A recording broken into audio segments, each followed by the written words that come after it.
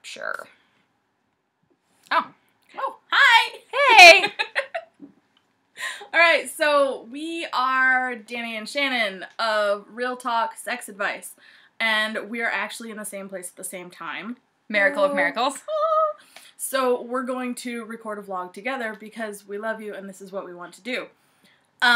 So we have 2 questions in our inbox right now that are what we are going to answer today. The first one is, what does cisgendered mean? Cisgendered means that if we are using the gender binary, that there are biological males, biological females.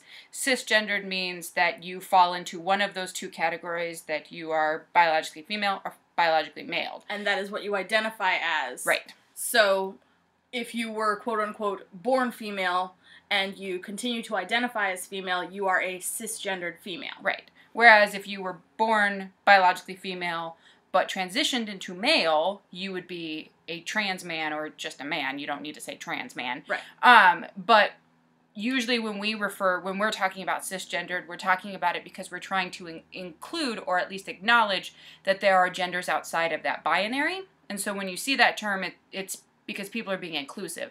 There's a lot more than just 2 genders. There are entire cultures around the world that have 3rd genders or twin spirits or 2 spirits or things like that. So Western culture has taught us to believe that there's boys and there are girls, and boys have penises and girls have vaginas. And it's so much bigger than that. Yeah, there are way bigger. I know plenty of ladies who have penises. Yep. To be fair. I mean, I really do. I know so many of them. And I know a couple gentlemen who have vaginas. I do as well. There you go. I had a super major crush on one of them, actually. Right? Yeah. God. He's a really good dancer. I know. I know. He's a really good dancer. Does some mean lip syncing, too. Mm-hmm. Oh, yeah. Yeah, yeah. I wasn't sure which one we were talking about. Okay, so I gotta think we're trans men, apparently. Right. Don't we all?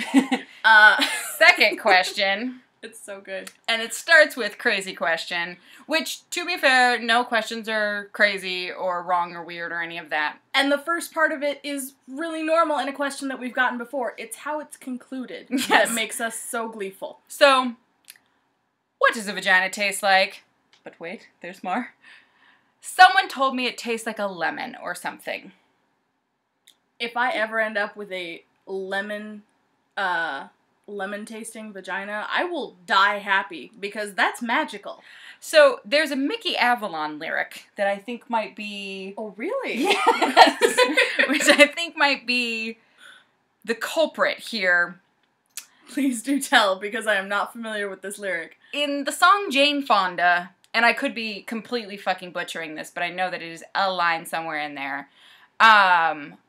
He's talking about he had to taste it, scented like, it was scented like lemon. Something about tasting like chicken and lemon scented. So basically comparing the female anatomy to lemon chicken. So, which also inaccurate. Yeah. And Mickey's lady friend should probably get an exam and some antibiotics. Or at the very least, stop using that particular douche, or any douche in general, because douche does weird things to you. But that's... So, your vagina can taste like fruit at times. It can be slightly sweet, depending on what you eat.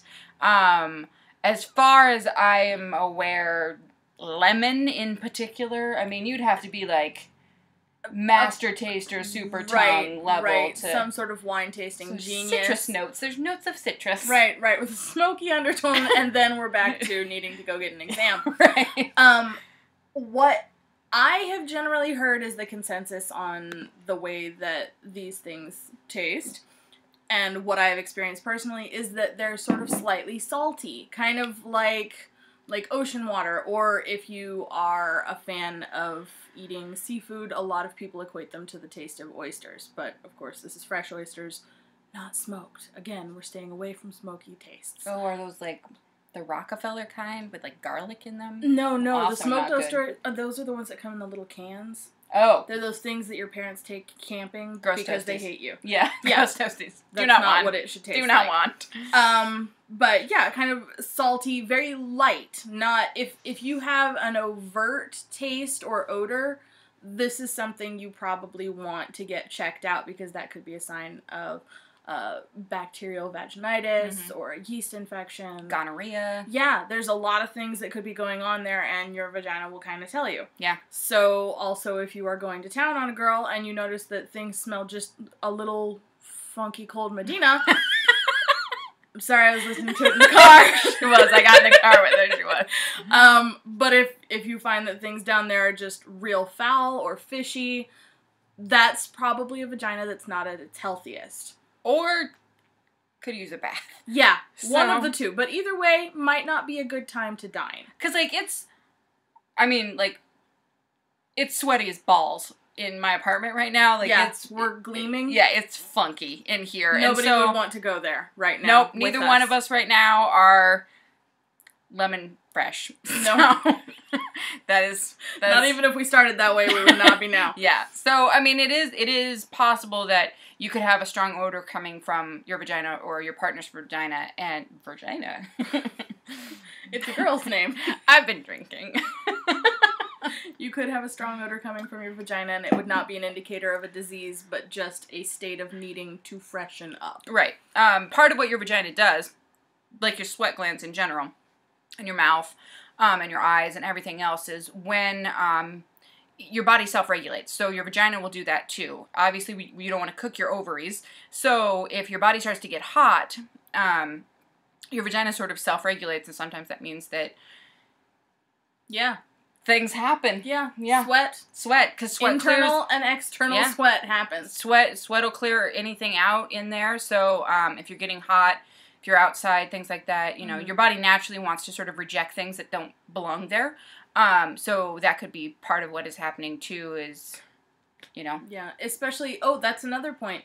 If you are receiving oral sex from someone and maybe they recently had a glass of alcohol or a beverage that is still in some way on their tongue or in their mouth, that could react negatively with your vaginal mucus and cause some things to get funky. Beer especially, because of the yeast. Yeah. Do not drink beer and then go directly to town on your girlfriend, because that will result in the yeast transferring to yeast infection. And dudes can get yeast infections in their mouth, too. Mm-hmm. It's called thrush. Yes. Actually, ladies can, too, obviously. Yeah.